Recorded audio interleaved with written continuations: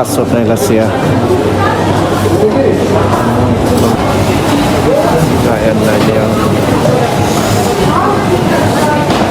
สินค้ารัสเซียเนื้อสดๆเลยเห็ดงามขนาดไม่คาก็ได้เนื้อสดๆเลยตับหวานวะนี่$150.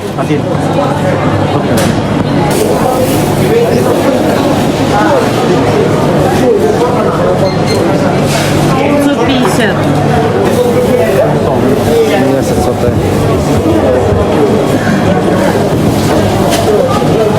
Благодарю. Спасибо большое.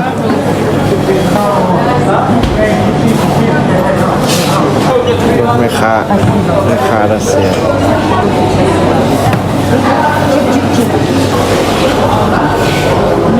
Меха, они дом. Mấyกันเอาหอมซื้อหอมก็เห็นหอมเดี๋ยวหักสลัดก็มี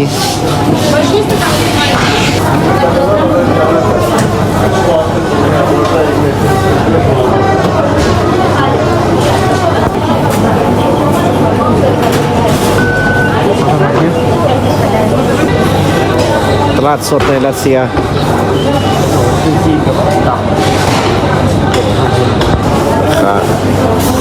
ค่าขายซิมพอแล้วที่ฮะเต็มนะใส่จนเต็มเลยจากออกตลาดแล้วเราก็ถ้ารถขึ้นรถเมล์กลับบ้านกลับห้อง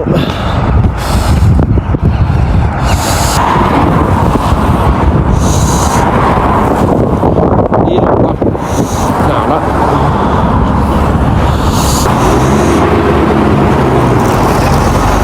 ซีครับ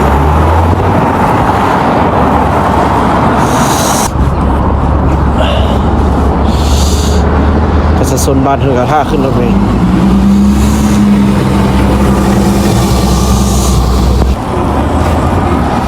เป็นอะไรให้นาวหลายบ่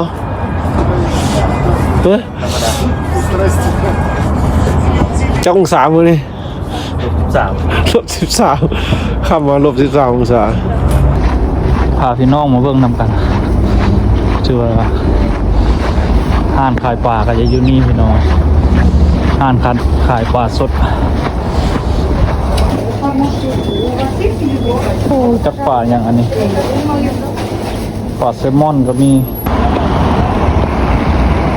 อันนี้จะเป็นทางไปตลาดใหญ่ที่ว่าเป็นจุดใจกลางของเมืองจูเม่นพี่น้องตลาดมีครบหมดทุกอย่างก็สิเป็นเนื้อเป็นชิ้นหมูชิ้นหัวต่างๆถ้ารถอยู่นี่วะถ้ารถมีอย่างนี้พี่น้องเขาจะได้ขี่รถมีไปกดตึกตัวนี้ปีกายนี่คือว่ายังบ่ทันแล้วแต่ว่ามาปีนี้แล้วไว้ขนาดพี่น้องเลยประมาณช่วงท้ายๆปีเพิ่นเฮ็ดนี่ประมาณ 6-7 เดือนแล้วประมาณ 4-5 ซ้ำนี่มีสาวรัสเซียคนรัสเซียหลายมื้อนี้หิมะกำลังตกโอ้ยเบิ่งงามขนาดพุ่นเบิ่งตัวนั้นภาคทางพี่น้องเอ้ยไม่ความงามนะดูหราขนาดเลยขึ้นรถเมล์เบอร์30ไปตลาดไป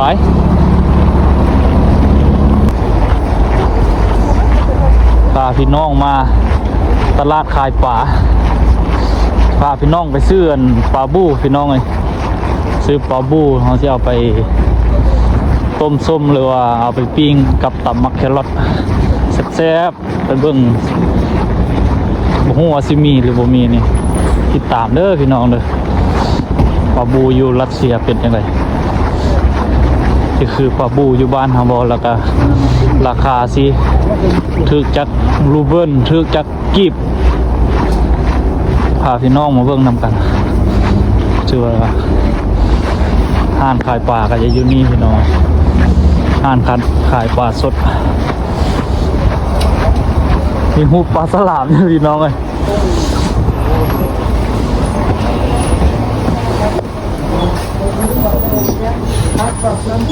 อ๋อพี่น้องไอ้ป่า 150 за мороженое. เรียบร้อยเหรออยู่ใส่รัสเซียมันอย่างอันนี้ป้ออยากกินได้เนาะปูออสการ์รู้ว่าราคาเท่าไหร่เนาะมีทั้งปลาสดแล้วก็ปลาที่อันตายแล้วพอตัวไหนตายแล้วเราจะได้ใส่ป้อเอาเล่จัดไหมเอาเล่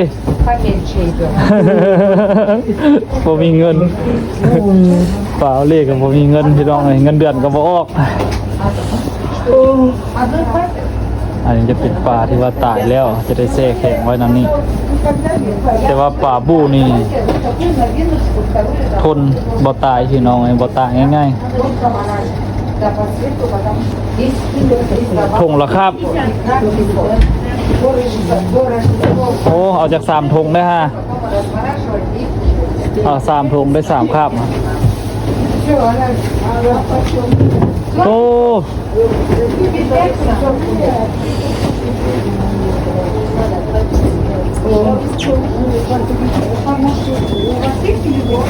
จับป่าอย่างอันนี้ปลาแซลมอนก็มีโอ้จะมีเงินแน่เนาะปลาแซลมอนไปกินนี่เนาะประมาณ500,000 กิบอันนี้จะเป็นปลาอบควันหรือว่าปลาแห้งเป็นเรื่องต้องเลยเป็นตะแซ่บขนาดราคาเพลงตัวนี้นะแต่ว่าเงินเดือนซับบ้าสิซุกนี่บ่สามารถกินได้พี่น้องไอ้เพลงลายอันนี้นะทึกอะไรโอเล่ฮะНу, что сказала? 3 ถุง Сказала 9-10. ถึกอยู่ Ты сказала есть? Сейчас мы ถึกอยู่260,000 กิบหรือ Да. ประมาณ 300-400 บาทอ๋อจากโลนี่7 โลนะ7 โล А как ты? 7 โล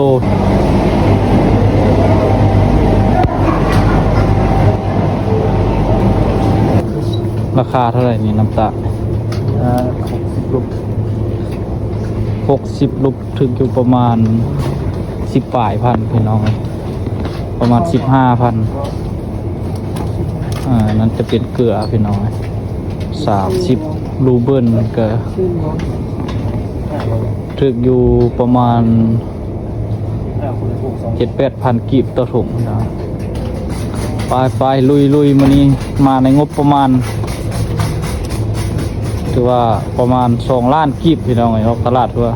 ให้น้องเฮา7-8 คนแต่ว่าเก็บเงินกันออกตลาดภายในหนึ่งอาทิตย์ถือว่าจะเก็บกันอยู่ประมาณเงินกีบ260,000 กีบหรือว่า 1,000 รูเบิลนะครับอาหารห่อผักก็พลาดบ่ได้เลยไข่ต้องได้มี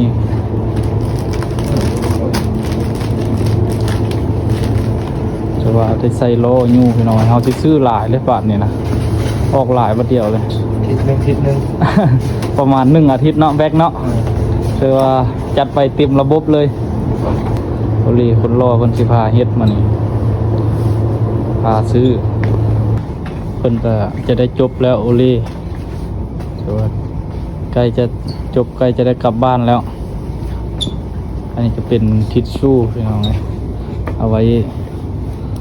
ใส่อยู่ในเฮือนครัวเฮาอีก 5-6 ปีพุ่นแล้วยังโดนอยู่ถือว่าได้มาเบิ่งกันวิธีซื้อเครื่องแล้วก็ออกมาเบิ่งห้านเอาสิไปห้านแบบใด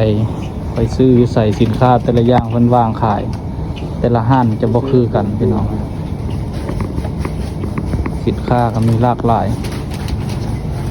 เลือกได้ตามใจเลยถ้าเราเลือกได้พอสมควรแล้วเราก็จะได้เอาไปจ่ายเงินอยู่เคาน์เตอร์บนพนักงานเพิ่น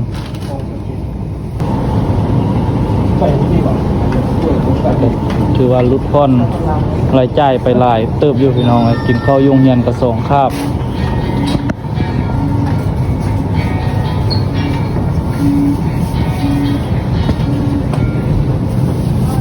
มาโซนตัวเครื่องหอมหัวกระเทียมราคา อ้สอนมักเล่นพี่น้องเอ้ยงามไปงามมาพุ่นใส่องต้องเลยกินมักเล่นเลยเฮ็ดให้คิ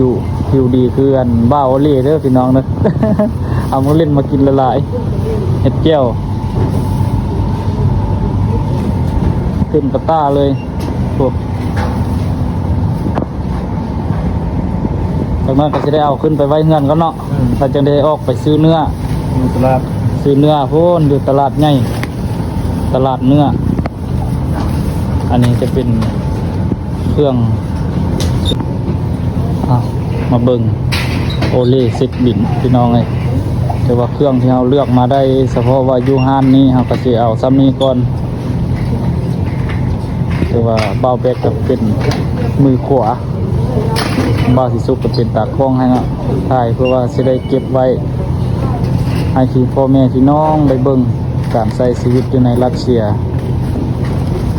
นอกจากเราจะคนครัวศึกษาห้ำเรียนแล้วชีวิตจริงที่ว่าเราต้องได้เฮ็ดประจำวันก็คือ การออกตลาดซื้อดูซื้อกิน